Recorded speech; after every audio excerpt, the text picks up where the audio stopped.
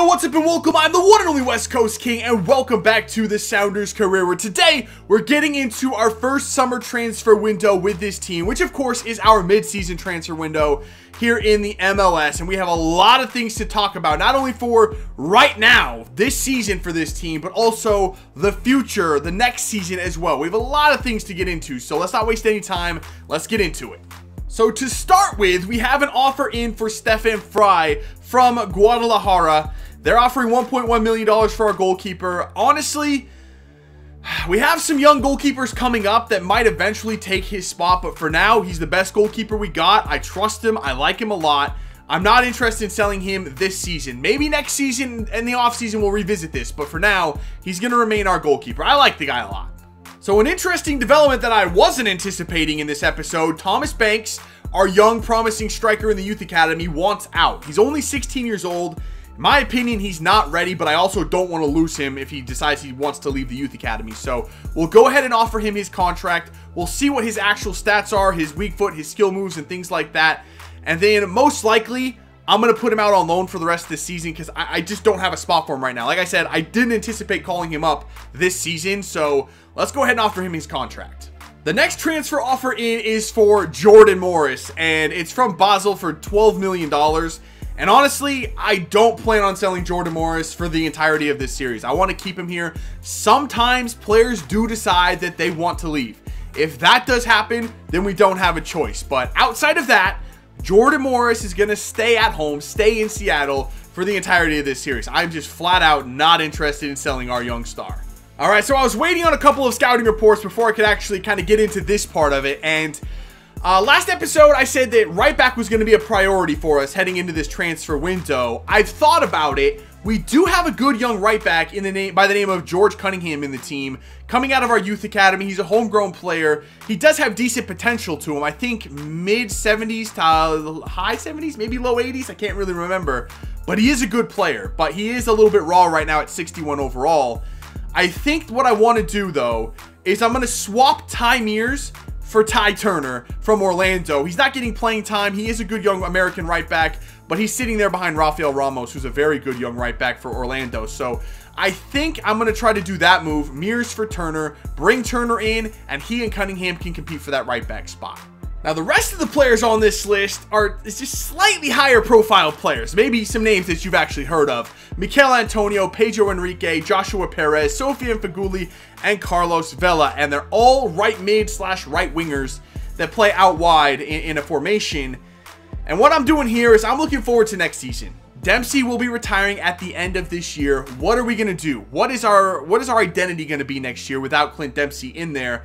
And I think an entire kind of formation and philosophy change is in order. I think, personally, we should switch formations to the 4-3-3 attacking. It's what I used with Milan, and it worked very, very well for me. I had a lot of success with that formation, and I think the players are in place here to make that formation work. Moving Ladero inside to the center attacking mid position where he's more suited to play would do him wonders. I think that would help Jordan Morris as well, getting more attacking players up there next to him.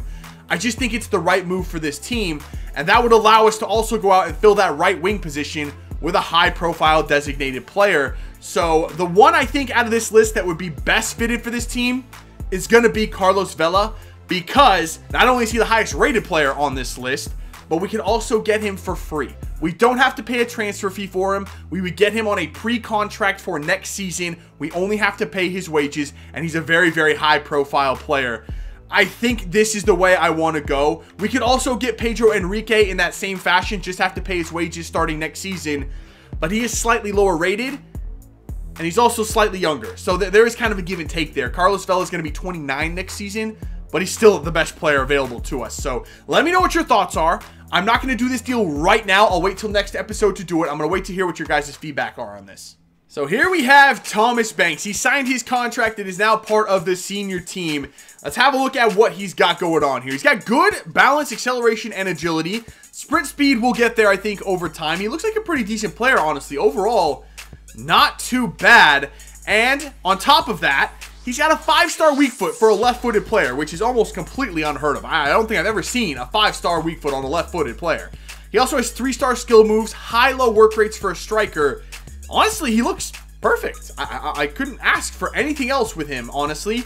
At 16 years old, those kinds of stats look really, really good. But again, we don't have a spot for him on this team right now, so I'm going to try to loan him out at least for the rest of this season. So in another unexpected move, we have now Chad Marshall saying that he is retiring at the end of this season as well. I really was not anticipating that one. I was kind of expecting this to happen eventually. I was expecting it at the end of next season, though, not this offseason. So I have been giving Tremblay a lot of playing time in anticipation of this. So he will take over that spot from Chad Marshall. We have Roman Torres to pair in there next to him. It's still a very, very good defense. We have Tony Alfaro, who's not a bad young center back either, but next offseason, we'll have to address that center back spot because that will leave a hole in our team. We definitely need a little bit more depth there. Those are the only center backs we have in the entire team. All right, so it is finally game time. We're at home to take on FC Dallas. They're a good team. 5th place in the West coming into this one. But we're on a bit of a cold streak here. We have won exactly 1 game in the last 2 episodes. 1 out of our last 6. That's not good enough. We are a good team. At home, we should win these games. I don't care who comes into our place. We should come out victorious. Hopefully, we can turn it around here, starting right now against this Dallas team.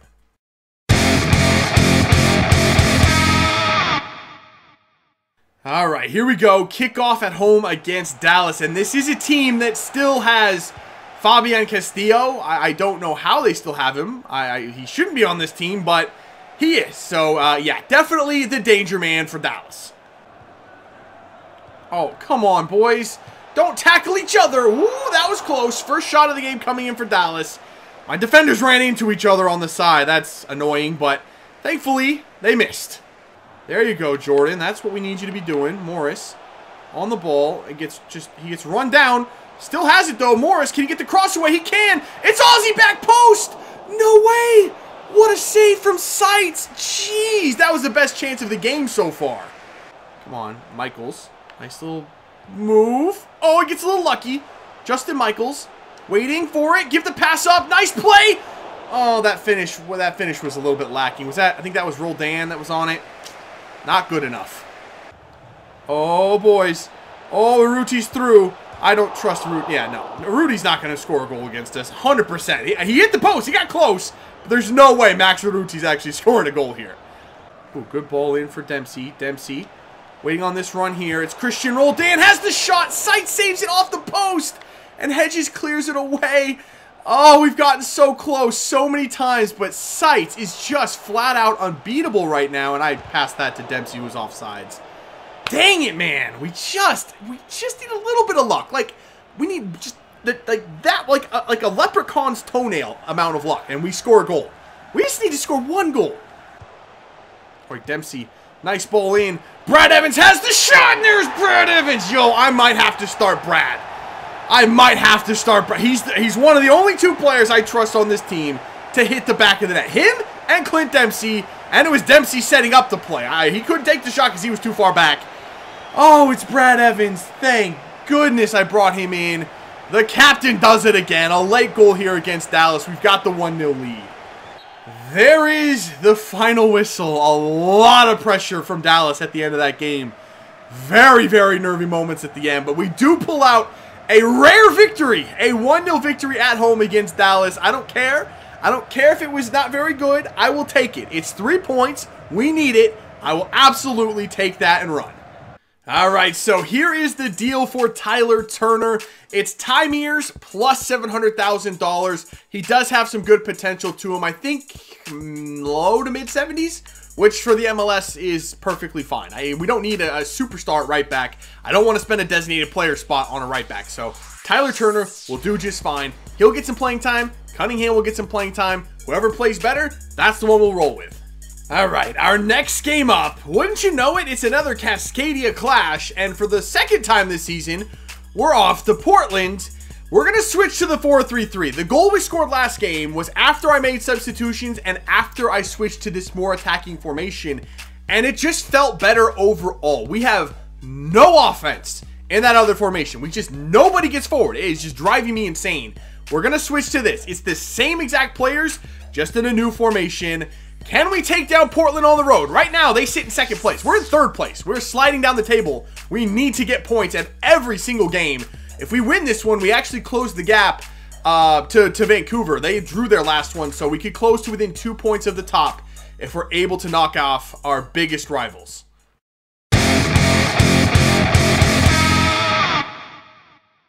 All right, here we go. Kickoff in Portland one more time. And once again, despite being one of the highest scoring players in the league, Darlington Nagbe starts on the bench for Portland. So that's good for us. Once he comes on, we got to pay attention to him, though. He's a very dangerous player. That was a bad spot to lose the ball. Uh-oh. Okay, they've got an attack straight off the bat. This is not what we want. Oh, it's Maddox on the right. There we go. Okay, we stopped that for now. Wait for Ozzy. Good play. Ozzy back for Michaels. Michaels through for Dempsey. He's on it. Clint Dempsey. Oh my God. Dempsey missed. Just wouldn't have expected that. He doesn't usually miss. He's my rock. I need you to score, Dempsey. I need you to put those on target. Oh, Chad Marshall. How are we not down 1-0? Portland has dominated the chances once again. How? They've had 2 or 3 shots inside the 6-yard box and haven't scored. Yo, what a tackle from Tremblay. Oh no, it's McInerney. Fry. And that's 1-0. Zemanski. Just overwhelming. The numbers Portland are throwing at us are overwhelming. I cannot mark everybody. It's just too much. Oh, look how they have 4 or 5 players in the box, man. What am I supposed to do against that? They're outnumbering my defenders. I can't do anything against that. Nico, on your left foot. Nico Ladero hits the outside of the post. And that's halftime. We're working. We're working hard to get back in this thing. There's not a whole lot of ways through that Portland defense.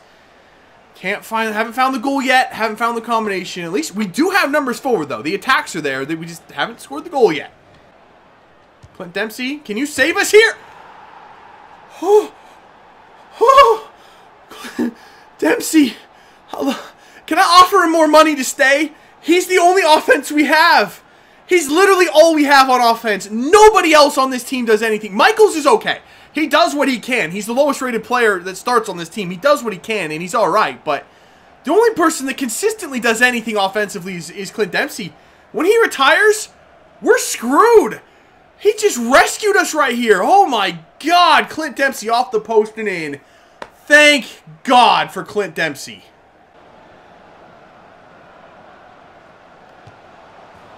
Oh, are you kidding me? I just let Darlington Nagbe go right back up the other side.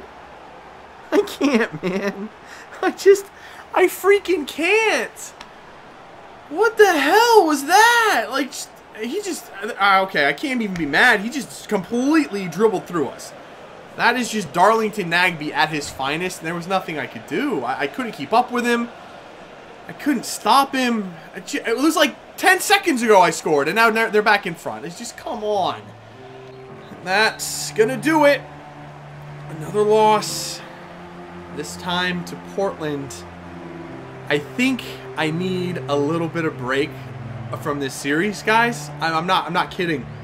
I've never been this frustrated with a series in my entire life. How did we start off this season so impressively and utterly unbeatable? Nobody could touch us at the start of the season. And now I cannot win a game to save my life. I'm trying harder. Like, I'm not even talking during the games. I am fully focused and trying. I can't win. What is going on? I literally, there's nothing I can do. I can't win games. I am completely out of ideas here. Alright, so I plan to do some more in this episode, but honestly, straight up, I can't. I can't do any more right now. This team, this series, this game has broken me. I can't play anymore at this point. I've reached my breaking point, and I'm done for a little while. I need to take a break. I don't know what to do. We just flat out suck.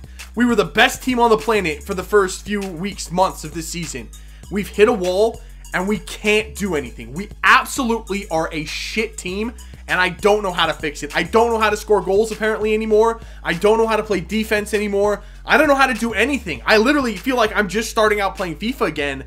I'm completely out of ideas on how to fix this team, and I've never reached that point with a team before. I always have something up my sleeve, some way, some idea of how to change things. I literally have nothing. I am completely and utterly out of ideas. So I'm going to take a little bit of break, gather my thoughts, regain some sanity, and then we'll come back and try to fix this team once more. I guess, let me know what your thoughts are, bringing in one of those right wingers. Maybe a little bit more quality will help this team, but honestly, we have one of the best teams in the league right now, and we still can't win a freaking game. So I don't know if Carlos Vela is going to help. I don't know if Messi or Ronaldo would help. But at this point, I just don't know what to do. So that's it for this one. I'm not even going to ask if you liked it because I didn't like playing it, so I don't expect you to enjoy watching it. So I guess I'm sorry, but I need a little bit of a break to just chill out a little bit because this has got me stressed beyond belief. So that's it for this one. I guess I'll see you when we come back. See you.